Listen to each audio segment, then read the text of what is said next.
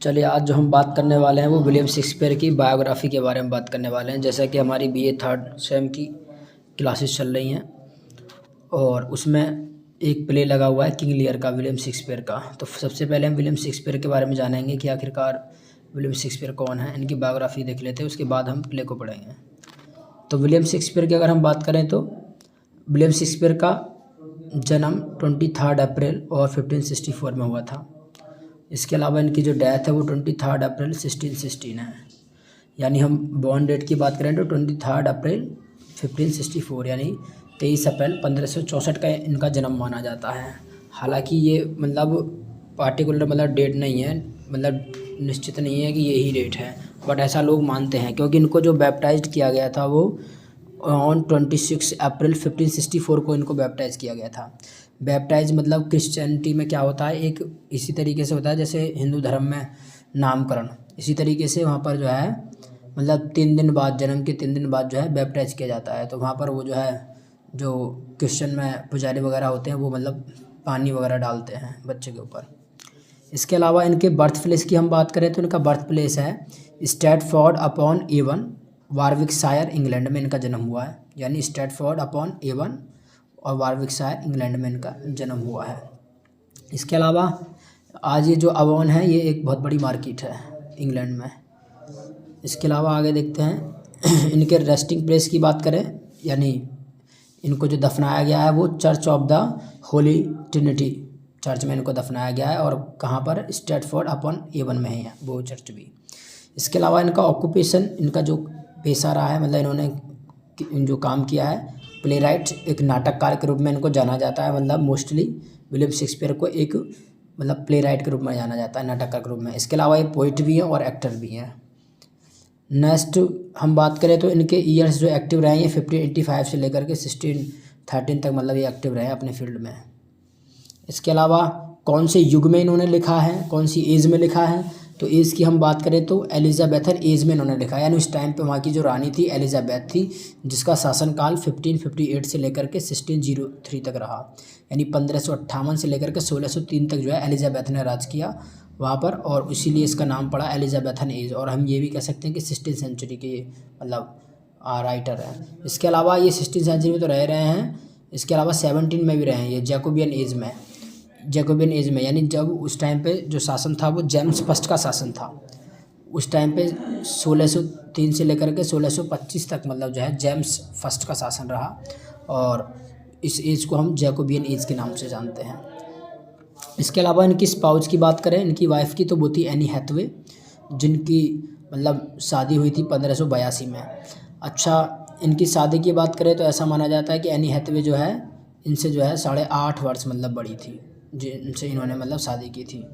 और इसके अलावा इनके चिल्ड्रन की बात करें तो सुसाना हॉल बॉर्न 1583 1583 में जन्म हो गया था। यानी आफ्टर 6 मंथ मैरिज के 6 महीने बाद ही इन्होंने, एनी हैथवे ने, एक बेटी को जन्म दिया था, सुसाना हॉल, क्योंकि ऐसा माना जाता है कि बिफोर द मैरिज जो है एनी हैथवे प्रेग्नेंट हो गई थी।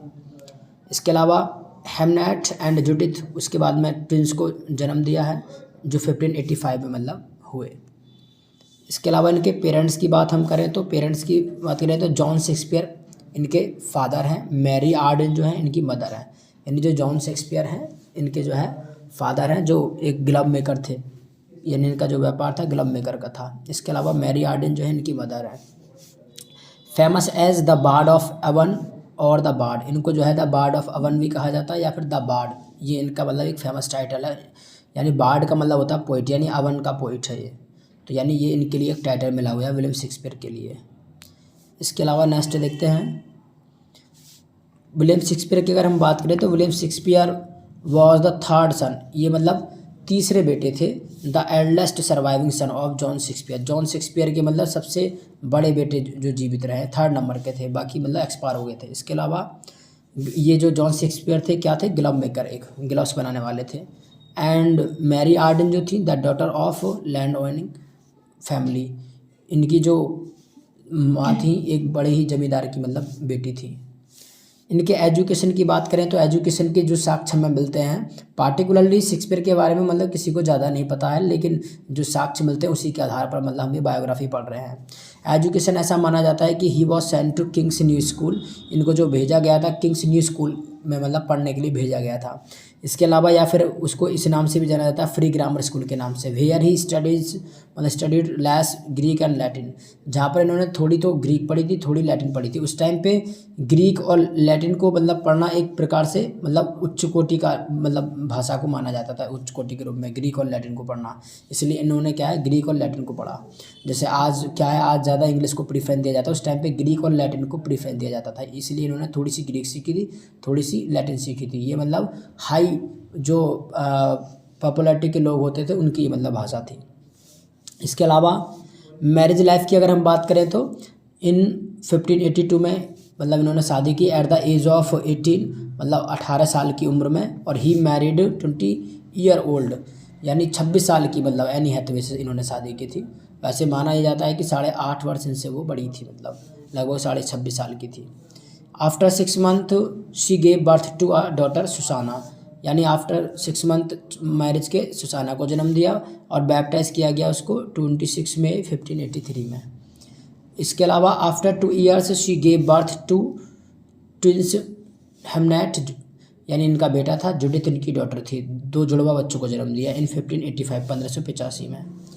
इसके अलावा दे वर बैप्टाइज्ड ऑन 2 फरवरी 1585, उनको जो बैप्टाइज किया गया था 2 फरवरी 1585 का यानी 1585 को।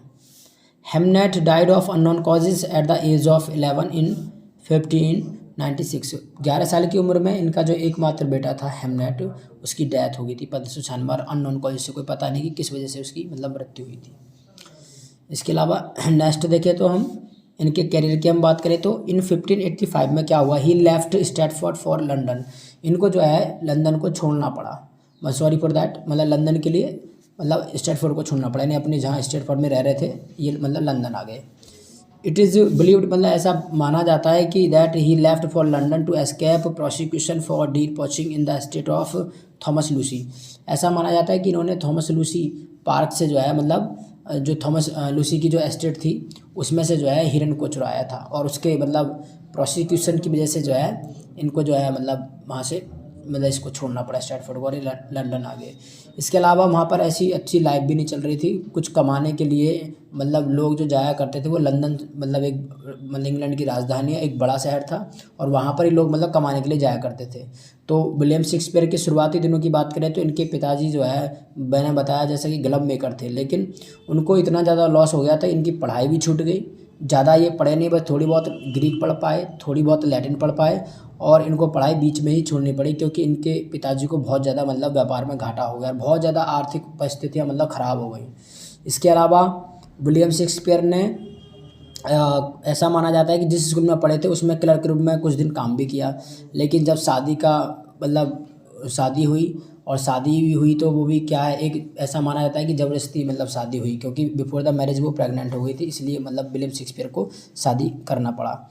इसके अलावा फिर इनके ऊपर ये आरोप लगा डियर पोचिंग का मतलब हिरन चुराने का, तो हिरन चुराने का आरोप लगा तो और ज़्यादा बदनामी हुई, तो ऐसा माना जाता है कि मान लो बदनामी इसके लिए और अपना मतलब अब वहाँ ज़्यादा कुछ रहा नहीं, सब कुछ मतलब आर्थिक स्थिति ख़राब हो चुकी है, जो पिताजी हैं उनको घाटा हो चुका है, दुनिया भर का कर्ज में हो चुके हैं और मतलब स्थिति बहुत ज़्यादा ख़राब हो गई। इसके अलावा ऐसा भी माना जाता है कि इन्होंने बूचर खाने में भी काम किया था क्योंकि इंग्लैंड में बूचर खाने ज़्यादा चलते हैं, तो वहाँ पर बूचर खाने में मतलब कसाई खाने में भी इन्होंने कुछ दिन काम किया अपनी जीविका को चलाने के लिए। और उसके बाद में फिर ये फाइनली जो है लंदन के लिए आ गए और लंदन में अपने काम की तलाश में। और स्कॉलर्स कहते हैं जो विद्वान लोग हैं refer to the years between 1585-1592 में मतलब ऐसा माना जाता है 1585 से लेकर के 1592 तक जो शेक्सपियर की वो लॉस्ट ईयर के नाम से जानी जाती है, मतलब उस टाइम की किसी के पास कोई डिटेल नहीं है, जितने भी जो स्कॉलर्स हैं जिन्होंने शोध किया है विलियम शेक्सपियर के ऊपर। इसके अलावा इनके अब कैरियर की हम बात करते हैं, वहाँ पर जाकर के इन्होंने आखिरकार किया क्या। विलियम शेक्सपियर ने जब वहाँ पर पहुँचे तो विलियम शेक्सपियर ने एक ड्रामा कंपनी को ज्वाइन किया और ड्रामा कंपनी को ज्वाइन करने के लिए बस इतना इनका काम था कि इनको जो है घोड़ों से सामान मतलब उतारना और लादना, इतना काम करना था, इतना काम ये मतलब किया करते थे। और इसके अलावा धीरे धीरे जैसा आप देखते हैं नॉर्मल बेसिस पर पता चला कि कोई मान लीजिए एक्टर है, कोई भी करेक्टर है, मान लो एक ड्रामा कंपनी थी वो नाटक दिखाया करती जगह जगह, तो एक बार क्या हुआ है कि जो नाटक कंपनी थी उसमें से कोई जैसे व्यक्ति बीमार हो जाता है और वो कोई परफॉर्मेंस अब नहीं दे सकता, तो विलियम शेक्सपियर को मतलब खड़ा किया गया उसके लिए। और जैसे ही विलियम शेक्सपियर को खड़ा किया तो विलियम शेक्सपियर ने बहुत अच्छे तरीके से उस अभिनय को निभाया, क्योंकि सीधी सी बात है विलियम शेक्सपियर तो एक ऐसे मतलब काम की मतलब तलाश में थे कि कोई मौका मिले मुझे अपने आप को मतलब चमकाने का, और मतलब बुरी परिस्थितियों से मतलब वो गुजर रहे थे और उन्होंने ऐसा ही किया। मतलब जब उनको मौका मिला तो वो मतलब बहुत अच्छे से उस किरदार को निभाया, और जो ड्रामा कंपनी का मालिक था वो बहुत खुश हुआ। उसके बाद ड्रामा कंपनी के मालिक ने घोड़ों के सामान उतारने के लिए और चढ़ाने के लिए किसी और को हायर कर लिया, और विलियम शेक्सपियर को ड्रामा कंपनी में ही मतलब जो है ज्वाइन कर लिया। इसके अलावा ऐसा माना जाता है कि ड्रामा कंपनी में जब ज्वाइन किया तो विलियम शेक्सपियर ने जो प्ले थे उनको रीराइट किया तो वो और भी ज़्यादा फेमस होते चले गए, उनके जो नाटक मंचन किया करते थे। इसके अलावा फिर नए नाटक भी लिखने शुरू कर दिए हैं। तो यहाँ पर हम देखते हैं लंदन एंड थिएट्रिकल कैरियर कैसा रहा है कि Robert Greene attacked William Shakespeare in his Groatsworth of Wit, यानी एक राइटर रहे हैं रॉबर्ट ग्रीन, ये विलियम यूनिवर्सिटी विट्स के नाम से जाने जाते हैं। तो इन्होंने क्या है विलियम शेक्सपियर के ऊपर कटाक्ष किया था, अटैक किया था, और because William Shakespeare was trying to match his rank with university wits, क्योंकि ये जो मतलब राइटर थे बहुत पढ़े लिखे थे यूनिवर्सिटी विट्स, जैसे थॉमस नैश है, क्रिस्टोफर मार्लो है, रॉबर्ट ग्रीन इसमें, ठीक है, इसमें मतलब 7 थे इसमें जो यूनिवर्सिटी विट्स थे, और ये इतने पढ़े लिखे थे कि मतलब इनको मतलब इस बात के लिए लेकर के चुड़न हुई कि विलियम शेक्सपियर तो इतने पढ़े लिखे हुए हैं लेकिन कितने फेमस कैसे हो रहे हैं, तो इस बात को लेकर के रॉबर्ट ग्रीन जो है इनसे मतलब चिढ़ते थे। इसके अलावा नेक्स्ट देखते हैं आगे। आफ्टर 1594 के बाद his plays were performed by Lord Chamberlain's men, a company owned by a group of players including Shakespeare. मतलब एक कंपनी थी जिसमें खुद भी मतलब ये जो है नाटक का मंचन किया करते, लॉर्ड चैम्बरलेन्स मैन कंपनी, जिसमें इनके नाटक को परफॉर्म किया जाता था। इसके अलावा after the death of Queen Elizabeth in 1603, यानी जब एलिजाबेथ की मृत्यु होगी 1603 में, तो the company was awarded a royal patent by the new king James first. उसके बाद में इसको एक रॉयल मतलब पेटेंट मिला किंग जेम्स फर्स्ट के द्वारा, मतलब and change its name to the kingsman, और इसका नाम रख दिया गया किंग्समैन के, हम राजा के आदमी हैं, क्योंकि नाटक का मंचन करते थे, जगह जगह मंचन करते थे, तो जब इनको सपोर्ट मिला राजा की तरफ से कुछ मतलब कुछ पैसा मिलने लगा, तो फिर इन्होंने नाम बदल दिया किंग्समैन के नाम से कि हम राजा के आदमी हैं। अब सीधी सी बात है, किसी से कुछ लाभ हो रहा है तो वो उसके लिए कुछ ना कुछ करता है, तो इसकी वाहवाही करने के लिए राजा की इन्होंने अपना कंपनी का नाम बदल दिया, किंग्समैन कर दिया। इसके अलावा इन 1597 में he bought the second largest house in Stratford new palace. इन्होंने एक, ये प्लेस नहीं है पैलेस, इन्होंने एक न्यू पैलेस के नाम से जो है मतलब मकान खरीदा, जहाँ पर इनका सब कुछ बिक चुका था, तो उन्होंने वहीं पर ही जो है फिर एक नया मकान खरीदा अपने स्ट्रैटफोर्ड, अपनी जगह में जहाँ पर ही रहते थे, जहाँ जन्म हुआ इनका, न्यू पैलेस, उसका नाम रखा न्यू पैलेस। और ये मतलब जो है सेकंड लार्जेस्ट हाउस था, मतलब दूसरे नंबर का मतलब सबसे बड़ा हाउस था। इसके अलावा नेक्स्ट देखते हैं। इन 1599 में a partnership of members of the company built their own theatre on the south bank of the river Thames. वहाँ पर एक नदी है, बहुत फेमस नदी है रिवर थेम्स, जैसे हमारे यहाँ पर गंगा नदी है ऐसे ही वहाँ पर रिवर थेम्स नदी है, और वहाँ पर इन्होंने उसी के किनारे पर एक मतलब अपनी मतलब एक थिएटर बनाया अपने पार्टनरशिप में 1599 में, और उसका नाम रखा इन्होंने विच दे नेम्ड द ग्लोब, जिसका नाम रखा द ग्लोब, और द ग्लोब थिएटर मतलब बहुत फेमस थिएटर था उस टाइम पे। इन 1608 में the partnership also took over the black fryers indoor theatre. ये इन्होंने पार्टनरशिप जो है ब्लैक फ्रायर्स इंडोर थिएटर का है, उसमें भी इन्होंने पार्टनरशिप कर ली, क्योंकि विलियम शेक्सपियर की जो ख्याति है अब बढ़ती ही जा रही थी। इसके अलावा इन 1607 में क्या हुआ, सुसाना मैरिड अ फिजिशियन, इनकी जो एक डॉटर थी, जो पहले डॉटर थी सुसाना, उसने शादी के लिए एक फिजिशियन से, जॉन हॉल से। इसके अलावा जुडिथ हैड मैरिड थॉमस क्वेनी, जो इनकी दूसरी बेटी थी जुडिथ, उसने जो है थॉमस क्वेनी से शादी कर ली। A winter 2 months before Shakespeare death, मतलब वो एक विंटर था और इन्होंने मतलब शेक्सपियर की मृत्यु से पहले 2 महीने पहले इन्होंने ये काम किया। इसके अलावा Shakespeare bequeathed the bulk large estate to his elder daughter Susanna. इन्होंने मतलब अपनी जो जायदाद का ज़्यादा हिस्सा था उसको जो है मतलब अपनी डॉटर सुसाना के नाम मतलब जो इन्होंने कर दिया था, क्योंकि सुसाना ने इनकी मर्ज़ी से शादी की थी और जुडिथ ने अपनी मर्ज़ी से शादी की थी, इसलिए इन्होंने जो है अपना जो सारा मतलब संपत्ति है ज़्यादा हिस्सा में वो अपनी बेटी सुसाना को दिया था। इसके अलावा डेथ एंड एपिटाफ की बात करें, एपिटाफ मतलब मरने के बाद उसके ऊपर जो लिखा था उसको हम एपिटाफ कहते हैं। तो ही डाइड ऑन 23 अप्रैल 1616। ऐसा माना जाता है जिस डेट में ये पैदा हुए उसी डेट में इनकी मृत्यु हुई, यानी 23 अप्रैल को पैदा हुए थे, 23 अप्रैल को इनकी मृत्यु हुई थी 1616 में। He was buried in the channel of the Holi Trinity church, और इनको जो है होली ट्रिनिटी चर्च में दफनाया गया। और इनके एपिटाफ पे ये शब्द लिखे थे उस टाइम पे ओल्ड इंग्लिश में, न्यू मॉडर्न स्पेलिंग में देखें तो ये है good friend for Jesus, seek for beer to dig the dust and close here, blessed be the man that spares these stones and cursed be he that moves my bones। ये मतलब इनका एक epitaph लिखा हुआ है इनकी मतलब कब्र पर, जैसे मतलब कब्र के ऊपर जो बनाते हैं मतलब थमला वगैरह बना देते हैं उसके ऊपर जो लिखाई कर देते हैं वो किया है। इसके अलावा Shakespeare has been commemorated in many statues and memorials around the world. और ऐसा नहीं कि सिर्फ होली ट्रिनिटी चर्च में ही इनको याद किया जाता है, मतलब जगह जगह इनके स्टैचू बने हुए हैं और मेमोरियल्स इनकी यादें बनी हुई हैं, मतलब वर्ल्ड वाइड, मतलब पूरे वर्ल्ड वाइड इनको मतलब फेमस, मतलब एक नाटककार के रूप में जाना जाता है। ऐसा माना जाता है कि आज तक इनके जैसा कोई नाटककार हुआ ही नहीं विलियम शेक्सपियर के जैसा। जैसे नाटक इन्होंने लिखे ऐसे आज तक किसी ने लिखे। जैसे हमारे यहाँ पर हिंदी भारत की हम बात करें तो हिंदी के क्षेत्र में कालिदास का नाम आता है। कालिदास जैसे नाटक किसी ने नहीं लिखे, इसी प्रकार से विलियम शेक्सपियर जैसे नाटक आज तक किसी ने नहीं लिखे। मतलब इनको सबसे ज़्यादा ख्याति प्राप्त है दोनों को, एक को हिंदी के क्षेत्र में, एक को इंग्लिश के क्षेत्र में। इसके अलावा इंक्लूडिंग फुनरल मोन्यूमेंट्स इन साउथवार्क कैथेड्रल, इनका जो मतलब एक स्टैचू बना हुआ है वो साउथवार्क कैथेड्रल है उसमें बना हुआ है, एंड पोइट्स कॉर्नर में इन वेस्टमिंस्टर एबे में। ये एक जगह है वेस्टमिंस्टर एबे जिसको पोइट्स कॉर्नर भी कहा जाता है, जहाँ पर ज़्यादातर इंग्लिश के पोइटों को मतलब दफन किया गया है, वहाँ पर इनकी स्टैचू को बनाया गया है।